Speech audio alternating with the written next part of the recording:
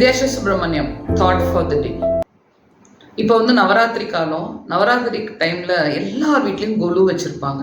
நிறைய பேர் வந்து கொலு வச்சுருக்க மாட்டாங்க. மற்றவங்க கொலு வைக்காதவங்க வீட்டில் இன்வைட் பண்ணுவாங்க.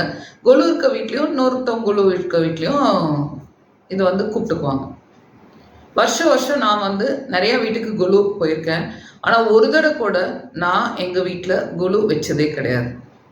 சின்ன பிள்ளைலேருந்தே இந்த கொலு அப்படிங்கிறது ஒரு பெரிய விஷயமா நான் பார்ப்பேன். இந்த கொலு வந்து வைக்கிறவங்க ரொம்ப திறமைசாலின்னு பார்ப்பேன். ஏன்னா அவங்க வந்து அதை வந்து ஒரு வருஷம் ஃபுல்லாக அந்த சிலைகளை பத்திரப்படுத்தி அதை வந்து பக்காவாக பேக் பண்ணி அப்புறமே வருஷம் ஒரு தடவை எடுத்து க்ளீன் பண்ணி அதை வந்து நீட்டாக அடுக்கி அதை வந்து ஒவ்வொரு வருஷமும் அவங்க வந்து ரொம்ப திறமையாக செய்வாங்க. ஒவ்வொரு க்ரியேட்டிவிட்டி அதில் பார்க்கலாம். நிறைய பேர் என்ன பண்ணுவாங்க, வருஷம் சிலைகளை வந்து ஒரு பொம்மைகளை வந்து அடிஷன் பண்ணுவாங்க. போய் எங்கேயாவது வித்தியாசமான பொம்மைகள் வாங்கிட்டு வருவாங்க.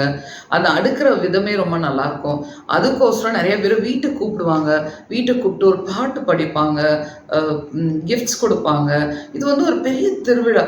இந்த திருவிழா பார்த்திங்கன்னா நம்ம தமிழ்நாட்டில் மட்டும் இல்லை, இந்தியா பூராவுமே ஒரே டைமில் நடக்கக்கூடிய ஒரே ஃபெஸ்டிவல் இது ஒன்று தான். டேட்ஸ் எல்லாம் மாறவே மாறாது. நவராத்திரி பார்த்தீங்கன்னா காஷ்மீர் முதல் கன்னியாகுமரி ஒரே டேட்ஸில் நடக்கக்கூடிய விஷயம். இந்த கொலு ஃபெஸ்டிவல் ஒரு நவராத்திரி அப்படிங்கிறது ரெண்டு விதமாக கூப்பிடுறோம். ஒன்று வந்து நவராத்திரின்னு சொல்கிறாங்க, இன்னொன்று வந்து தசரான்னு சொல்கிறாங்க. நவராத்திரி அப்படிங்கிறது வந்து 9 தினங்கள் பண்ணக்கூடிய ஒரு ஃபங்க்ஷன். தசரா அப்படிங்கிறது அவங்க வந்து ஈவல் கெட்டதை அழிச்சிட்டு கெட்டதை அழிக்கிறது அவங்களோட ஒரு பண்பு.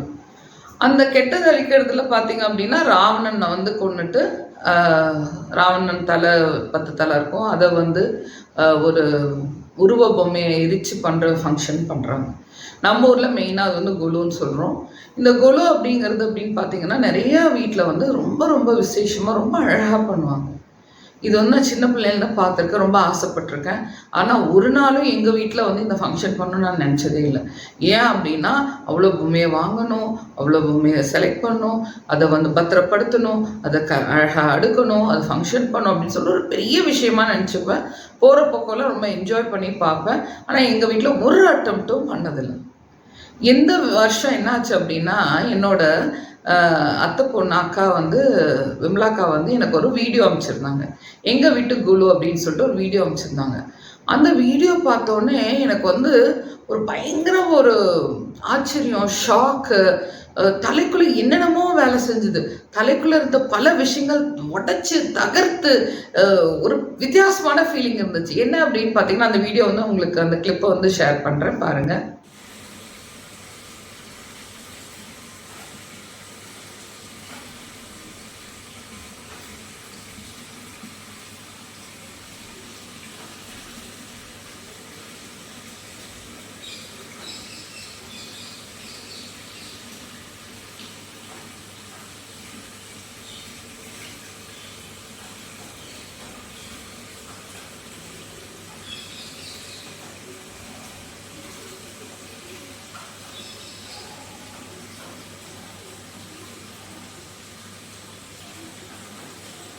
ஓகே, அந்த வீடியோவில் நீங்கள் என்ன பார்த்தீங்க அப்படின்னா ஒரு கொலு வந்து எவ்வளோ சிம்பிளிஃபைடாக பண்ண முடியும் அப்படிங்கிறத அவங்க காமிச்சிருந்தாங்க.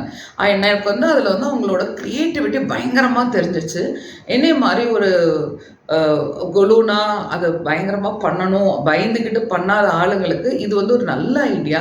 அவங்க வந்து ஒரே ஒரு சிலையை மட்டும் வச்சுட்டு சுற்றியும் பூச்செடியை வச்சு அதை வந்து ஒரு அலங்காரமாக காமிச்சிருக்காங்க பாருங்கள். அதுதான் வந்து நான் ரொம்ப ரொம்ப ரசித்த விஷயம். அவங்க அடுத்த நாள் ஃபோன் பண்ணி நீ ரசிச்சேன்னு எனக்கு தெரியும், வேறு ஏதாவது ஐடியா எனக்கு கொடுக்குறியா நான் சொன்னேன், அக்கா நான் ஐடியா கொடுக்குற லெவலில் இல்லைங்கக்கா, ஆனால் இதை வந்து நான் பல பேருக்கு சொல்கிறதுக்கு நான் ரெடியாக இருக்கேன். எனக்கு வந்து இது வந்து பல விஷயங்கள் எனக்கு வந்து ஒரு ஐடியா கிடைச்சிருக்கு. நம்ம என்னென்னா வாழ்க்கையில் நிறைய விஷயங்களை ரொம்ப பெருசாக ரொம்ப ஒரு ரொம்ப காம்ப்ளிகேட்டடாக நினச்சிக்கிட்டு பல விஷயங்கள் நம்ம பண்ணுறதே இல்லை. ஆக்சுவலி எல்லாமே காம்ப்ளிகேட்டடாக பண்ண வேண்டிய அவசியமும் கிடையாது.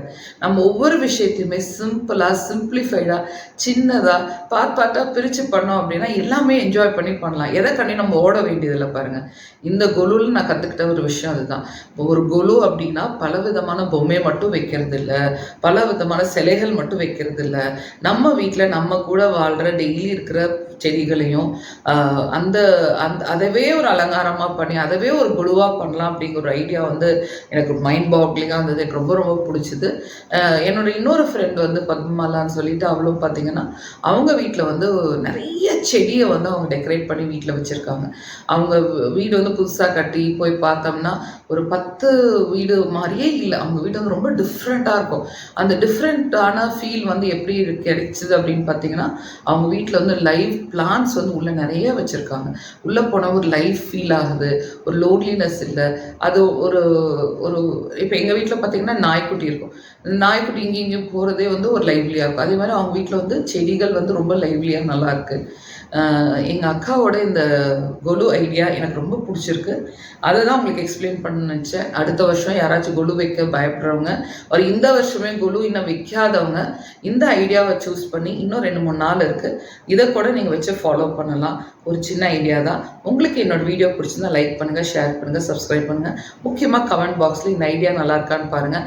இந்த ஐடியா பார்த்து யாராச்சும் கொலு பண்ணியிருந்தீங்கன்னா அந்த ஃபோட்டோவை எனக்கு அனுப்பிச்சி வைங்க. என்னோட யூடியூப்லேயும் கமெண்ட் பண்ணுங்கள். ஓகேயா? தேங்க்யூ.